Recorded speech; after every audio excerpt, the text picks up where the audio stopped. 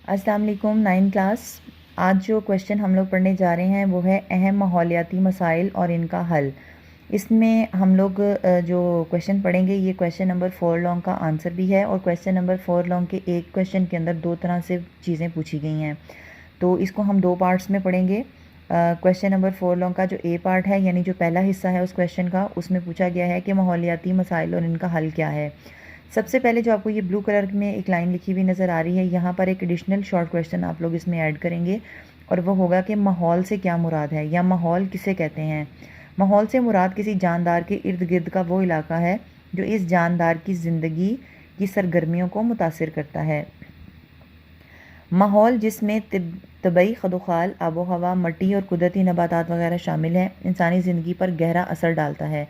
इंसान की वो तमाम सरगर्मियाँ जो वो किसी इलाके में सर अंजाम देता है, चाहे वो माशी हों, सियासी हों, समाजी हों या मजहबी हों या माशरती इक़्तिसादी हों, कुदरती माहौल इन सरगर्मियों पर अपना असर छोड़ता है। माहौलियाती मसाइल से मुराद वो तमाम मसाइल हैं जो माहौल के नामवाफिक या गैर मौजू होने से पैदा होते हैं, जिससे न सिर्फ इंसानी ज़िंदगी बल्कि हैवानी, नबातात और आबी ज़िंदगी को नुकसान पहुँचता है।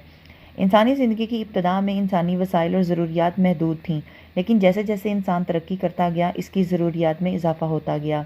अपनी बढ़ती हुई ज़रूरियात को पूरा करने के लिए इसने कुदरती वसाइल का बहुत ज़्यादा इस्तेमाल करना शुरू कर दिया।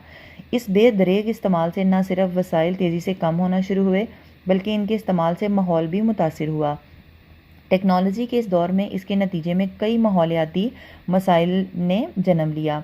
पाकिस्तान के तनाजुर में आज हमें जिन माहौलियाती मसाइल का सामना है इनमें से चंद दर्ज झेल हैं। पहला है आलूदगी, दूसरा है जंगलात का कटाव, तीसरा है ज़मीन का सहरा में तब्दील हो जाना और चौथा है सीमोथोर। अब इसके बाद जो इनकी डिटेल हम लोगों ने पढ़नी है ये क्वेश्चन नंबर 6 लॉन्ग का आंसर है। जब हम उस डिटेल को पढ़ लेंगे तो आप फिर हर एक पॉइंट के अंदर दो दो लाइनों का इसको एक्सप्लेन भी कर सकते हैं। वैसे तो क्वेश्चन नंबर 4 लॉन्ग का जो ए पार्ट हमने यानी पहली लाइन का क्वेश्चन का आंसर पढ़ा है उसमें इसकी डिटेल शामिल नहीं है, लेकिन जब हम लोग क्वेश्चन नंबर 4 लॉन्ग तैयार कर लेंगे और आप इन चीज़ों को डिटेल से समझ जाएंगे तो फिर आप इनके अंदर इनकी दो दो तीन तीन लाइनों की डेफिनेशन भी ऐड कर सकते हैं। तो यहाँ तक तो हो गया क्वेश्चन नंबर 4 लॉन्ग का ए पार्ट। अब हम लोग चलेंगे क्वेश्चन नंबर 4 लॉन्ग के बी पार्ट की तरफ और वो है सीमोथोर। क्वेश्चन नंबर 4 लॉन्ग में जो हम लोगों ने सेकंड पार्ट उसका पढ़ना है वो है सीमोथोर।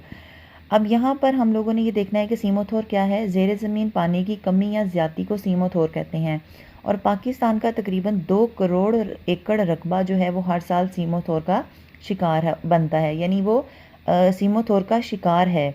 पाकिस्तान एक ज़रई मुल्क है और हमारी ज़राअत का ज़्यादातर इन्हिसार आबपाशी पर है। जहाँ एक तरफ नहरी निज़ाम की वजह से हमारी ज़राअत तरक्की कर रही है और ज़रई पैदावार में इजाफ़ा हो रहा है, वहाँ नहरी आबपाशी के निज़ाम की वजह से हमारी ज़रई ज़मीनें मुतासिर भी हो रही हैं।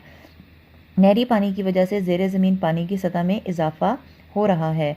इसके बाद जो यहाँ से आप लोग स्टूडेंट्स देख रहे हैं कि मैंने एक पॉइंट बनाया हुआ है, ये क्वेश्चन नंबर 5 शॉर्ट का आंसर भी है।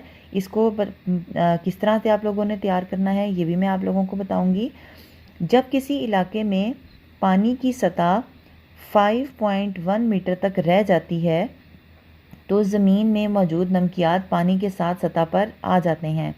पानी बुखारात बनकर उड़ जाता है और नमकियात सतह ज़मीन पर रह जाते हैं। इसके नतीजे में ज़मीन काश्त के काबिल नहीं रहती और बंजर हो जाती है। इस सूरत हाल को थोर का नाम दिया गया है। यानी जो क्वेश्चन नंबर 5 इसमें हमने 3 शॉर्ट पढ़ रहे हैं ना, वो ऐसा है कि उसमें ये पूछा गया कि सीमोथोर किसे कहते हैं। तो उसमें चूँकि पहले सीम का वर्ड आया है तो हम यहाँ पर अगर आप लोग देख रहे हैं तो यहाँ पर मैंने 3 शॉर्ट के आंसर में ये 1 लिखा हुआ है। इसका मतलब है कि सीम ये है और थोर ये है। पॉइंट हम लोग सीमोथोर का पढ़ रहे हैं ना, तो इसी के अंदर एक शॉर्ट क्वेश्चन भी एक्सरसाइज का शामिल है जिसमें सीमोथोर किसे कहते हैं उसकी डिटेल पूछी गई है। तो उसको हम 2 हिस्सों में तकसीम करेंगे। यहाँ नंबर 1 पे सीम की डिटेल लिखेंगे और यहाँ पर हम थोर का पॉइंट बनाएंगे और उसमें ये ऐड कर देंगे। सीमोथोर वाली ज़मीनों में सोडियम और हल पजीर नमकियात दोनों की मिकदार बढ़ जाती है। ये हालत कलर कहलाती है। ये भी एक शॉर्ट क्वेश्चन बन सकता है कि हालत कलर किसे कहते हैं। کلر سے متاثرہ زمینوں میں گھاس کی اقسام مثلاً کلر گھاس، برمودا گھاس، سوڈان گھاس وغیرہ اور چارہ جات مثلاً جنتر، برسیم، لوسرن اور باجرہ وغیرہ کاشت کر کے زمین کو قابل کاشت بنانے کے لیے اچھی طرح پیداوار بھی حاصل کی جا سکتی ہے۔ بعض اوقات زیر زمین پانی کی سطح مزید بلند ہو جاتی ہے۔ پانی زمین کے مساموں سے گزر کر زیادہ مقدار میں سطح زمین پر آ جاتا ہے اور زمین دلدل بن جاتی ہے۔ اس کو سیم کا نام دیا جاتا ہے۔ اس حالت میں بھی زمین بنجر ہو جاتی ہے اور قابل کاشت نہیں رہتی ہے۔ تو یہاں پر ہمارا کوشچن نمبر 3 شارٹ بھی ہو گیا کہ جس میں پہلے ہم سیم کے بارے میں بتائیں گے، پھر ہم تھور کے بارے میں بتائیں گے۔ پاکستان میں کافی زرعی زمینیں سیم اور تھور کا شکار ہو کر اپنی پیداواری صلاحیت کھو چکی ہیں۔ ان زرعی زمینوں کو مندرجہ ذیل طریقوں سے دوبارہ قابل کاشت بنایا جا سکتا ہے۔ تھور کا شکار زمینوں میں کلر گھاس لگائی جا رہی ہے جس سے زمین کو قابل کاشت بنایا جا رہا ہے۔